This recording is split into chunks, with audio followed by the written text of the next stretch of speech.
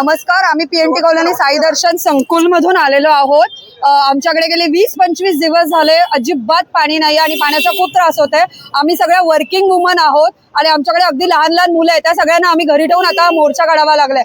तरी आम्हाला आमचं केडीएमसीला एकच म्हणणं आहे की आमच्याकडे पाण्याचा प्रेशर द्यावा, नाहीतर आम्हाला खूप त्रास होतो आणि सारखं टँकरचं पाणी पिऊन त्या डॉक्टरांच्या फेऱ्या माराव्या लागतात। एवढीच आमची कळकळीची विनंती आहे। पाणी नाही हक्काचं, नाही कुणाच्या, पाणी आमच्या हक्काचं, नाही कुणाच्या बापाचं। दिवस झाले आमच्या पीएनटी कॉलनीमध्ये बऱ्याच बिल्डिंग आहेत, त्यांना कंटिन्युअस पाणी येत नाहीये। निवडणुकीच्या आधी पण तीच परिस्थिती होती, पण निवडणुकीच्या वेळी 1.5 महिना आम्हाला चांगलं पाणी आलं।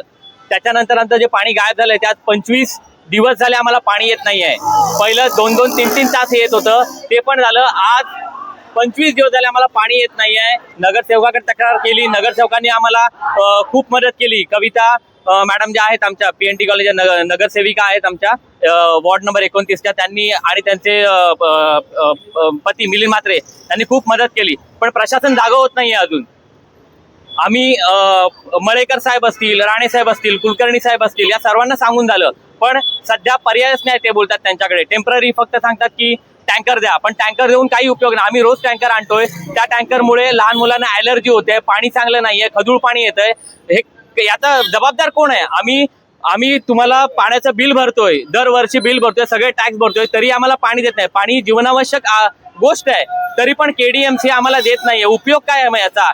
आणि हे असंच चालत राहिलं तर होणार काय? आता जी काही योजना येतात पाण्याच्या, अमृत योजना येते, ती पण यायला वेळ आहे। त्याच्या पण लाईन्स टाकल्या आहेत, पण लाईन टाकून उपयोग काय जर त्याच्यामध्ये पाणीच नसेल?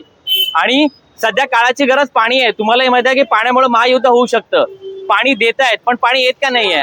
त्याच्यानंतर आमची माग हीच आहे की आम्हाला प्रेशर पाहिजे। एमआयडीसीतून प्रेशर येत नाहीये, त्यामुळे आम्हाला पाणी येत नाही। आम्ही सर्व शासकीय यंत्रणांना जागा केलंय, त्यांच्याकडून हेच सांगण्यात आलंय की एमआयडीसी प्रेशर देत नाहीये, झिरो प्रेशर आहे एमआयडीसी।